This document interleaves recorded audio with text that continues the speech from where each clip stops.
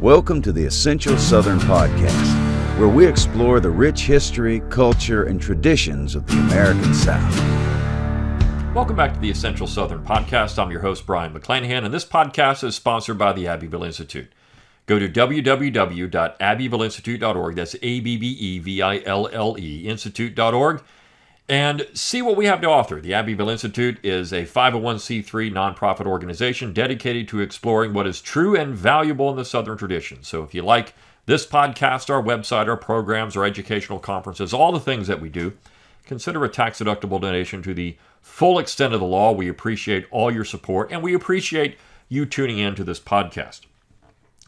Well, one of the things we've not really focused or talked a whole lot about on this podcast and other podcasts is a person who we haven't talked a lot about is Augusta Jane Evans Wilson. Now, Augusta Jane Evans, as she was known throughout most of her literary career, was one of the most recognized authors in the United States, North and South.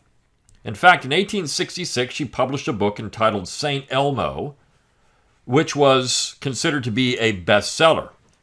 People read it North and South. It was passed down from generation to generation by women who thought it to be a nice exposition on femininity, on the role of women in society, on a variety of things. Of course, it was also considered to be a feminist tract because Augusta Jane Evans was very well educated, and she advocated women get educated.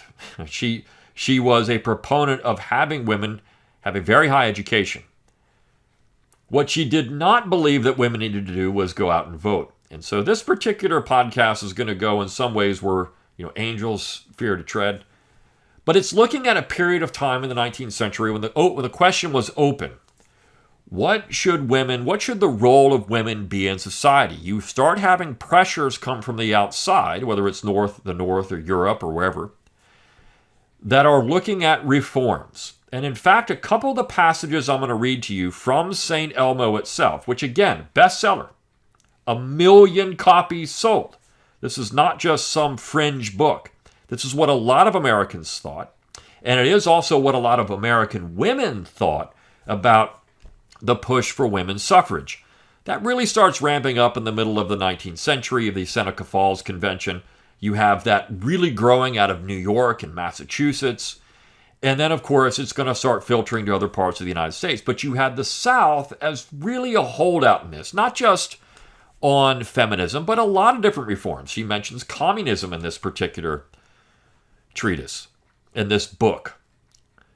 What you have as a main character, Edna Earle, who is the example, in many ways, what Augusta Jane Evans thinks is the example of what a feminine heroine should be in America. Now, I wrote about her in my Politically Incorrect Guide to Real American Heroes, among others, but she was in it. She is from Alabama.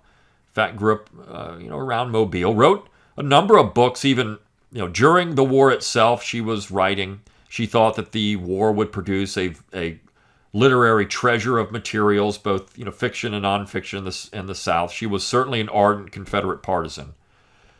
She was also anti-Catholic. She wrote a book that was highly anti-Catholic. So there's people that are critical of these things.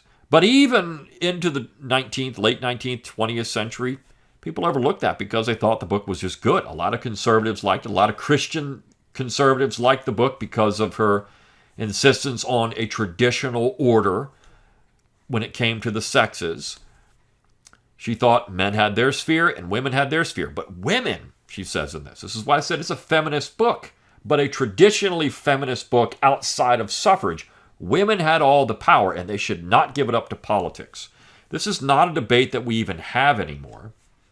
It's something that's been closed, which is interesting because when you go back and look at it, there's a lot of things flying around here. What should men and women do? How should we organize these things? What are these reform movements really all about? What impact are they going to have on society? She makes some predictions in this that are pretty clear-minded and pretty prescient when it comes down to it. What society would look like if we start tearing down these defined roles in society. How is that going to work? What's going to happen to men and women? What's going to happen to marriage? What's going to happen to politics? What's going to happen to all of that? What's going to happen to government? And so, as I said, these questions have been very much closed because we've just decided one way or the other. And I'm not advocating one position or the other. What I'm doing here is pointing out that there was a debate among women themselves.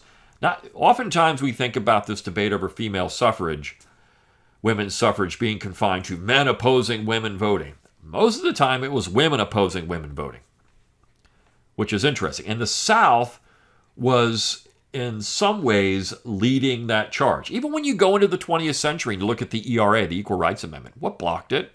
We know Phyllis Schlafly out in the West certainly was good at it, but what really blocked it was the South. The Southern states blocked the Equal Rights Amendment because they saw in it, just like they did in the 1860s and 70s and 80s, they saw in it innovation and reform that was dangerous to the traditional fabric of society. Some people say this is backwards. Augusta Jane Evans wouldn't care. She would say, well, what we've done, what we would be doing at that point is tearing down the moral fabric of society. And she has some really interesting arguments in this. So let's get into it just for historical inquiry. This again is St. Elmo. Now, this book is based on a plantation called El Dorado. It's in Columbus, Georgia. She lived there for a time. And she wrote the book there at El Dorado. The house still stands. It's in the Lake Bottom region of Columbus, Georgia. And it's... you wouldn't know it. I mean, it's very inconspicuous. It does have a historic marker out front of it. But they later changed the name to St. Elmo because of the book. Again, 1866. Her works were smuggled across lines. Both Northerners and Southerners like this stuff. I mean, that's the thing that we have to understand. Most people in American society in the 1860s were in line with what Augusta Jane Evans was promoting here for the distinction between the sexes. This wasn't a Southern thing against a Northern thing. There were, of course, Northerners and some Southerners who were interested in certain types of reform movements, but mostly in the North. But there were a lot of Northerners, conservative Northerners, who were not in line with what was happening in the North either. This is one of the arguments that people have talked about with the war. If the Democrat Party had not split, Abraham Lincoln's never elected, and we don't see Republican ascendancy. We don't see all of this stuff. The destruction of the Democratic Party was a disaster because it was the conservative anchor. It was holding things together. That was a disaster, which is one of the arguments that the war was completely unnecessary and other things like that. So it's interesting how all this works out, and that there were a lot of conservative Northerners is also something that is discussed. So I'm going to read you two passages. We're going to go to page 403 of the book first, 403 and 404. She has a couple of interesting passages here. And it gets into this discussion of what would happen if all these distinctions are broken down. Now, I will say this about the book. You better have a dictionary or the internet at your disposal, because she makes a lot of historical, philosophical references in this book that unless you really know this stuff, you're gonna struggle with it. And that's one of the critiques. But it also shows she did it because she wanted to prove she was very intelligent, and she was. Augusta Jane Evans was an extremely intelligent woman, and there were others that I'll get into on this podcast eventually of the 19th century who are interesting figures as far as Southern women and American women in general. I mean, who were doing some really remarkable things. She called women who favored suffrage and who shunned families and being a wife and mother, she called them blue stockings because they would sit around and pull their blue stockings up, and they were just kind of, worthless women. They didn't do anything, and they forgot their role. So this is where she gets into some of this stuff. She says, statesmen were almost extinct in America. A mere corporal's guard remained, battling desperately to save the stabbed Constitution from howling demagogues and fanatics who raved and ranted where Washington, Webster, and Calhoun had once swayed a free and happy people. That's a great line. By 1866, statesmen were almost extinct in America. A mere corporal's guard remained, battling desperately to save the stabbed Constitution from howling demagogues and fanatics. And notice she mentions Washington, everybody loved Washington, and Calhoun and Webster, not just Calhoun, but also Webster, who's considered to be a statesman too. Southerners, by the 1850s, didn't mind Webster very much. They looked at him as someone who was at least, you could work with that person. He wasn't a demagogue or fanatic. Though we could talk about Webster versus Webster with Bledsoe's Is Davis a Traitor? Maybe we'll do that sometime on this show too. The old venerated barriers and well-guarded outposts which decorum and true womanly modesty had erected on the frontiers of propriety were swept away in the canvas of sans scusi manners that threatened to inundate the entire land. And latitudinarianism in dress and conversation was rapidly reducing the sexes to an equality dangerous to morals and subversive of all chivalric respect for women. Latitudinarianism. I mean, again, the language she uses, latitudinarianism in dress and conversation was rapidly reducing the sexes to an equality dangerous to morals and subversive of all chivalric respect for women. This is often an argument made in the 19th century about, the equality of the sexes. You are going to make men and women the same? Well, they're not, she would say. They're not the same. And what you're doing is you're destroying women. Why would you want to do that? The question is. You're also destroying men, but why would you want to do it? Is her question. A double-faced idol, fashion and flirtation engross the homage of the majority of females, while a few misguided ones, weary of the inanity of the mass of womanhood and desiring to effect a reform, mistook the sources of the evil, and, rushing to the opposite extreme, demanded power, which as a privilege they already possessed, but as a right could not extort.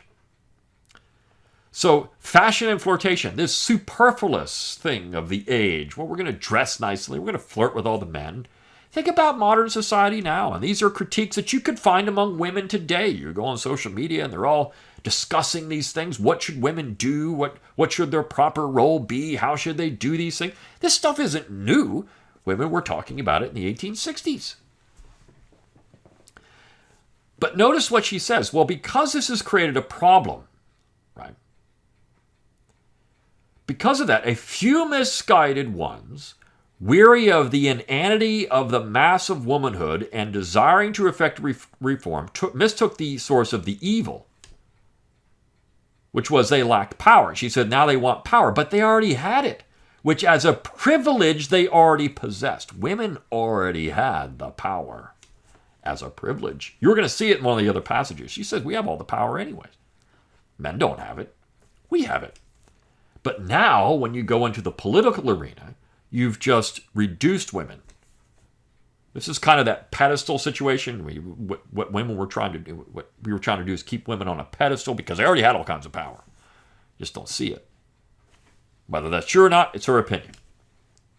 A casual glance at the surface of society seemed to justify Burke's conclusion that this earth is the bedlam of our system. But Edna looked deeper and found much that encouraged her and much that warmed and bound her sympathies to her fellow creatures. Instead of following the beaten track, she struck out a new path and tried the plan of denouncing the offense, not the offender, of attacking the sin while she pitied the sinner.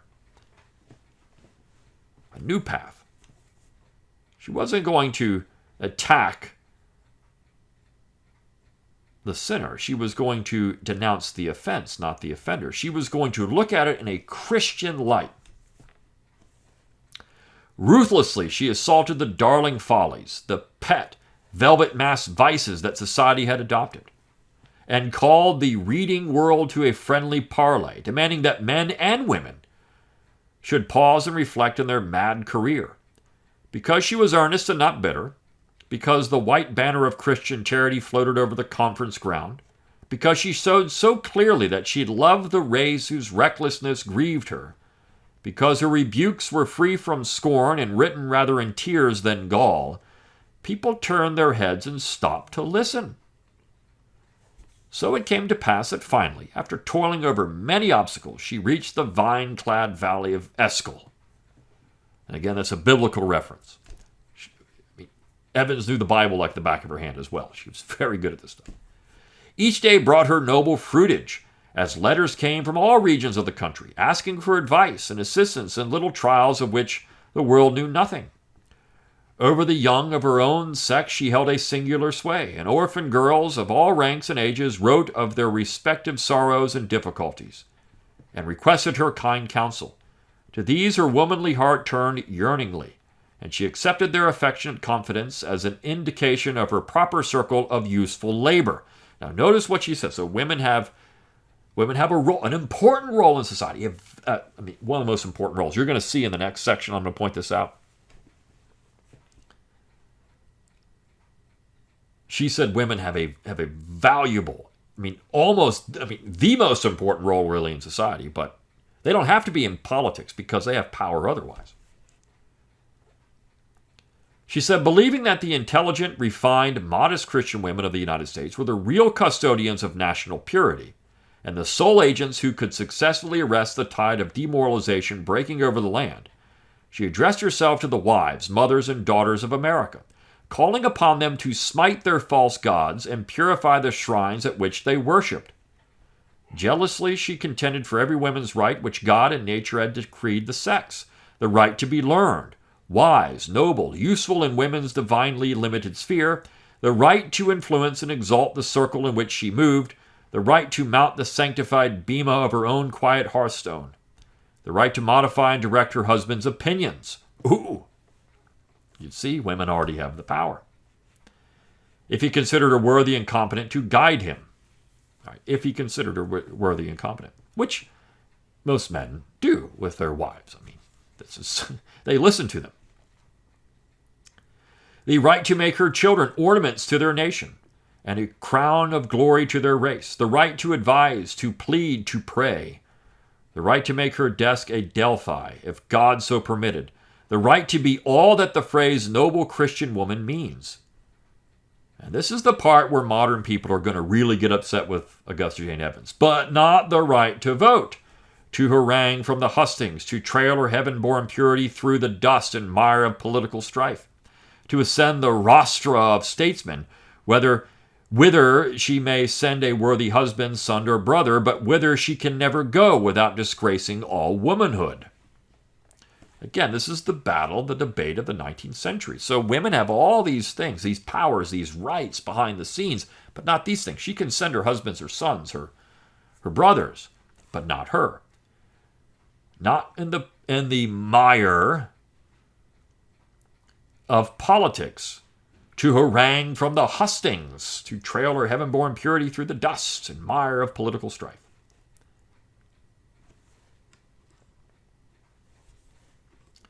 Edna was conscious of the influence she exerted, and ceaselessly she prayed that she might wield it aright. While aware of the prejudice that exists against literary women, she endeavored to avoid the outre idiosyncrasies that justly render so many of that class unpopular and ridiculous. She felt that she was a target at which observers aimed random shafts, and while devoting herself to study, she endeavored to give due attention to the roles of etiquette and the harmonious laws of the toilet. So, she was going to be a woman, but she was going to also understand that she had power.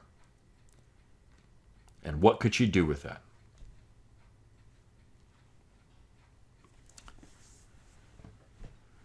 So Edna Earle in the story becomes essentially a nanny, so to speak. She is an educator. She takes on children. She does things, works for a very wealthy family. These are things she does. And she writes. And the main story, of course, St. Elmo, is he's a scoundrel. And she reforms him. She loves the man, but doesn't like his habits and all the things. The story actually begins with a duel, this kind of nasty element of chivalric society that she thinks is so bad, and ends with St. Elmo giving himself over to her for, because she's such a pure figure, and she reforms him. She changes him, and she does it by resisting.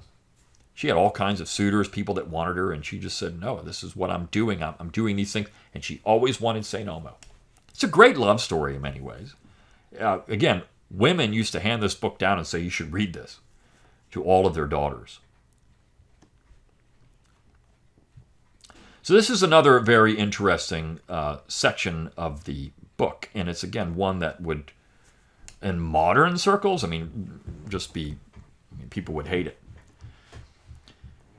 She writes in St. Elmo, in the midst of prompt preparations for departure, Edna's new novel appeared. She had christened it Shining Thorns on the Hearth and dedicated it to my countrywomen, the queens who reign thereon, the queens of the hearth, the power of society. The aim of the book was to discover the only true and allowable and womanly sphere of feminine work.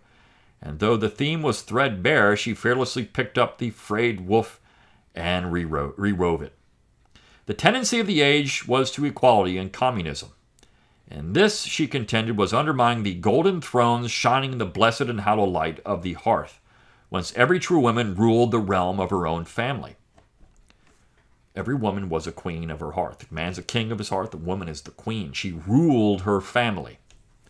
Regarding every pseudo-reform which struck down the social and political distinction of the sexes as a blow that crushed one of the pillars of women's throne, she earnestly warned the crowned heads of the danger to be apprehended from the unfortunate and deluded female malcontents, who, dethroned in their own realm and despised by their quondam subjects, roamed as pitiable royal exiles, threatening to usurp man's kingdom. And to proud, happy mothers, guarded by praetorian bands of children, she reiterated the assurance that those who rocked the cradle rule the world.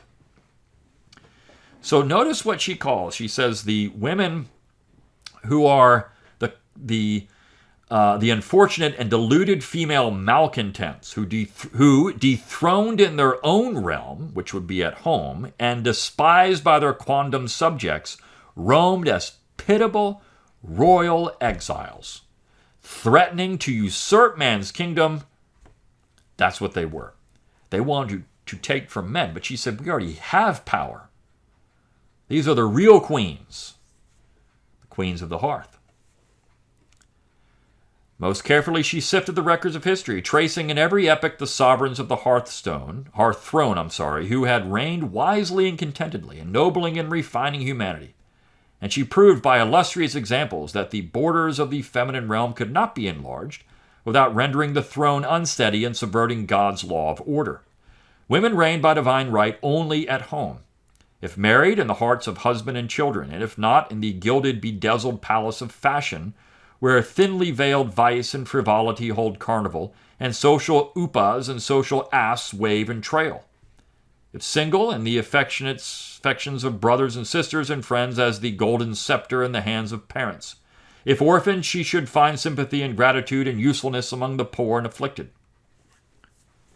Consulting the statistics of single women and familiarizing herself with the arguments advanced by the advocates of that progress which would indiscriminately throw open all professions to women, she entreated the poorer of her own sex, if ambitious, to become sculptors, painters, writers, teachers in schools or families, or else to remain mantua makers, millers, spinners, dairymaids, but on the peril of all womanhood, not to meddle with the scalpel or red tape, and to shun rostra of all description, remembering St. Paul's injunction that it is not permitted unto women to speak, and even that it is a shame for women to speak in the church.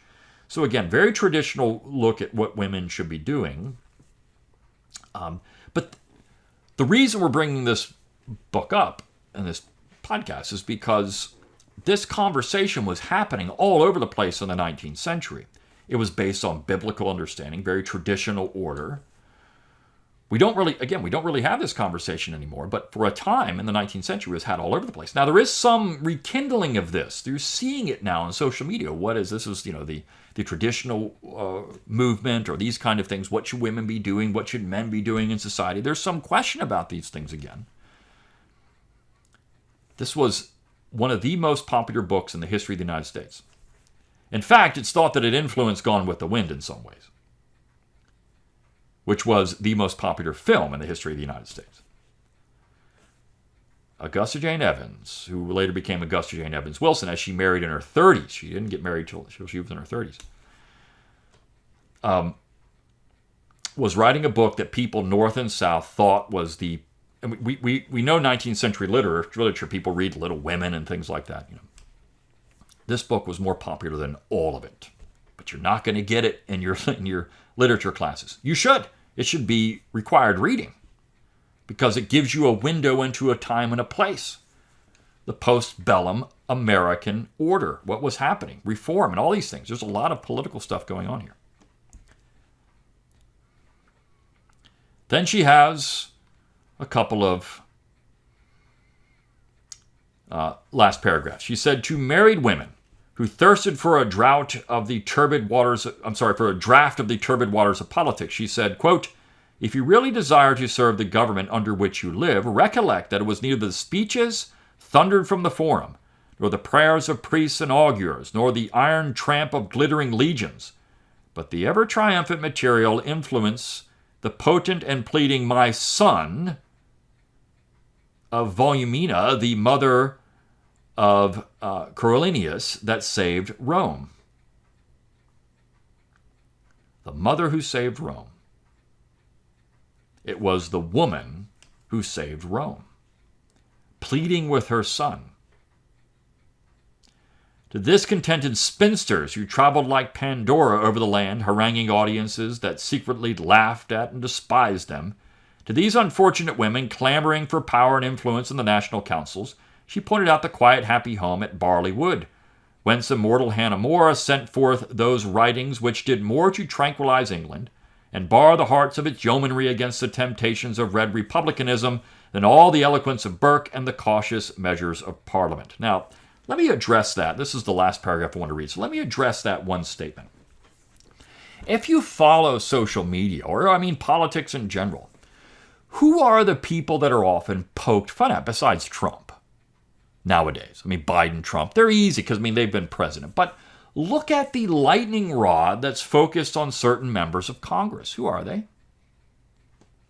On the left, you have Elizabeth Warren, Alexandria Ocasio-Cortez. People make fun of them all the time.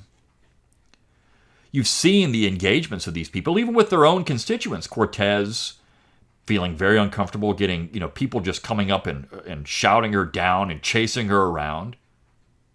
On the right, you have Marjorie Taylor Greene and Lauren Boebert. Who else do people focus on? Why is it these women are being abused in some ways? Because they are. They are. On both sides, they're being abused.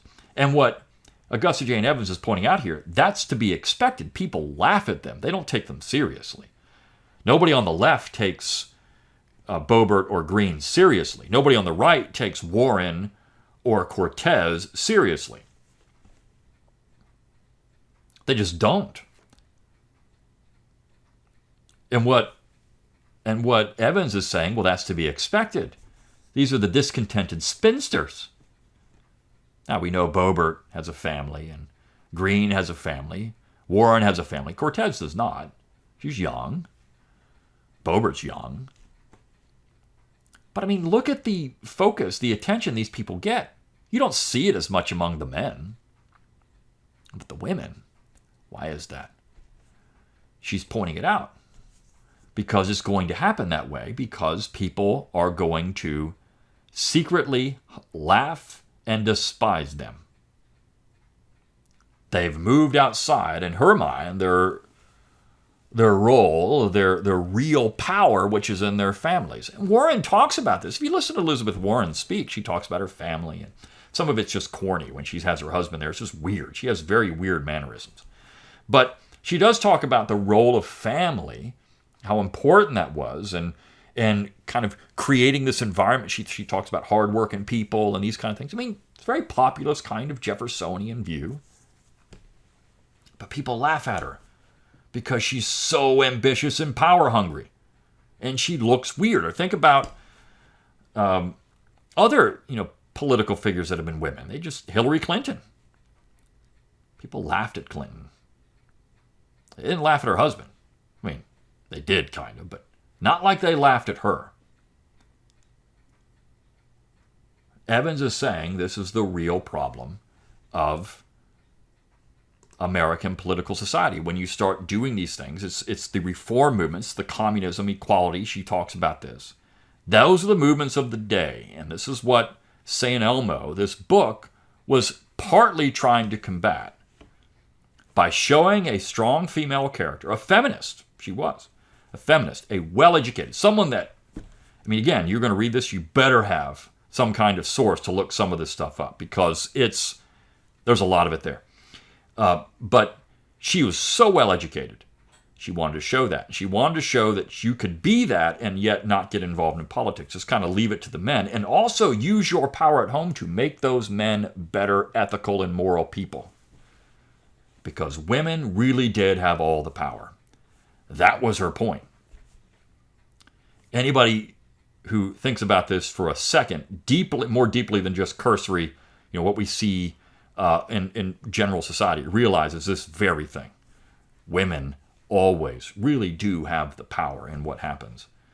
Particularly once you start having marriages and children and these kind of things. They have the power. So it wasn't just something that, she was thinking about these things rather deeply. And again, in the 19th century, this is an interesting argument to be had, because we hadn't yet had the 19th Amendment. We hadn't yet had all these different states adopt women's suffrage. It was still something on the table. There was still discussion about what role women should have in society or not. And this was the case into the middle of the 20th century. Just to kind of wrap this up, when you look at the very famous kitchen debate between Nikita Khrushchev and Richard Nixon, Richard Nixon walked into a Sears, showed Khrushchev of the Soviet Union, hey, look at this kitchen. Look at all the things we have to make it to where women don't have to spend time in the kitchen, and they can do other things. They can go out and work. And Khrushchev looked at him and said, why would you want your women to do that? Because the Soviet Union, in some ways, still had a very traditional view of what women should be doing, whereas in the United States, we had moved to a different point. And Nixon was the conservative. What Dabney and others, like Augusta Jane Evans, would have said is that he's only conservative because he's adopted the discarded positions of the left. That was American conservatism. But what she's saying here would have been much more traditional in the 19th century, which, of course, the South held on to that longer than anyone else. All right. Interesting discussion. Interesting look into the past. If we're seeking to understand these things, it's important to read these kind of period pieces. And if we want to read 19th century literature, and there's a lot of it in the South, and this is somebody that should be read because she was so important. Not everybody liked her, but again, a best-selling book. One of the best-selling books in the history of the United States, St. Elmo. It should be assigned in your American literature courses, but we know it's not. See you next time on the next episode. See you then.